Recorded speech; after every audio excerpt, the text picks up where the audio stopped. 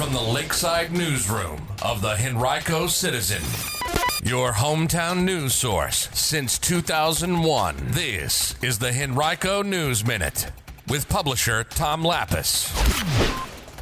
Henrico received some unexpected attention from Elon Musk, and a 20-year-old is murdered in the West End. We'll tell you about those stories and more in today's Henrico News Minute. It's Tuesday, October 8th, 2024. It's brought to you today by the Forward Foundation. And now for the news. Some unexpected international attention Sunday night for Henrico County as the result of a post on X by the social media platform's owner Elon Musk, who has more than 200 million followers. Musk reposted a tweet from last November made by a user citing claims from, quote, election integrity leaders in Virginia, end quote, who alleged that they had discovered that many local precincts in Henrico had reported voter turnout of more than 100% in the 2020 presidential election. Musk reposted the tweet asking a question, is this accurate? And tagging the social media platform's open source initiative Community Notes, designed to add context to posts and keep people better informed. But the original post and the information on which it was based was wrong, according to Henrico Registrar Mark Coakley. He rebuffed the notion that any precinct in the county reported more ballots cast than registered voters. The person who made the claim originally suggested that two, quote, data aggregators, end quote, had somehow been able to combine the total number of votes cast in person on Election Day by precinct in Henrico with the estimated number of absentee ballots cast by precinct, and concluded that several precincts reported more votes than they had eligible voters. But that would be impossible, Coakley said, since there was no way to determine the home precincts of people who cast absentee ballots in Henrico or any other locality in Virginia that year.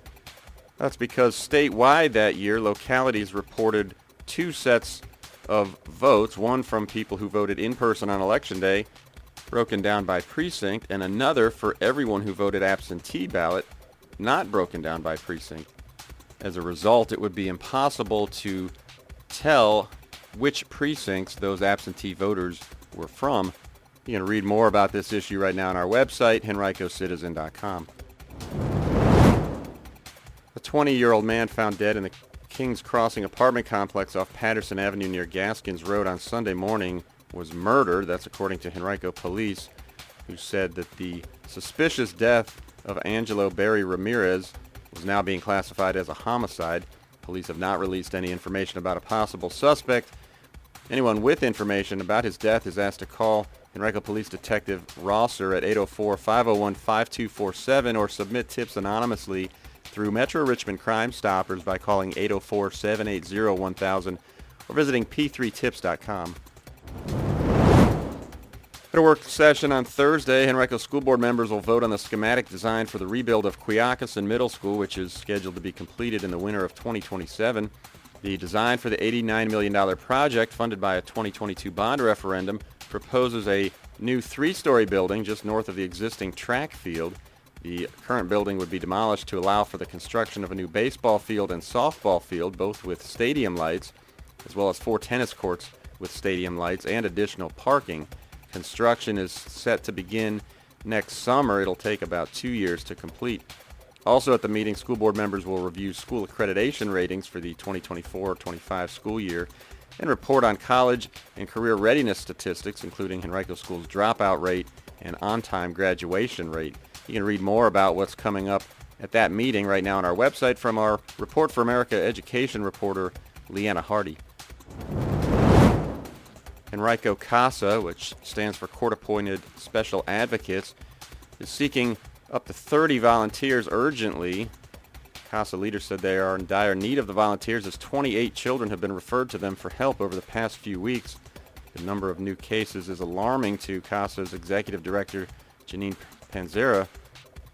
CASA volunteers are paired with children to review their circumstances and advocate for them in court so that a judge ultimately can make the best possible decision about the child's situation. You can read more about how to volunteer right now on our website from our partners at WTVR TV.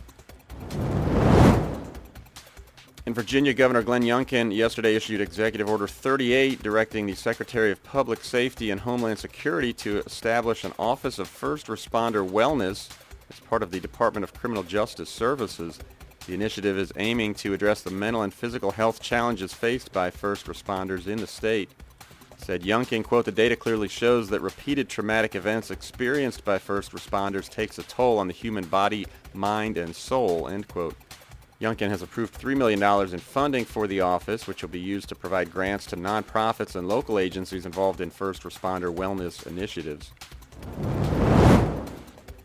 Are you a working single parent in the midst of a financial crisis, or maybe know someone who is?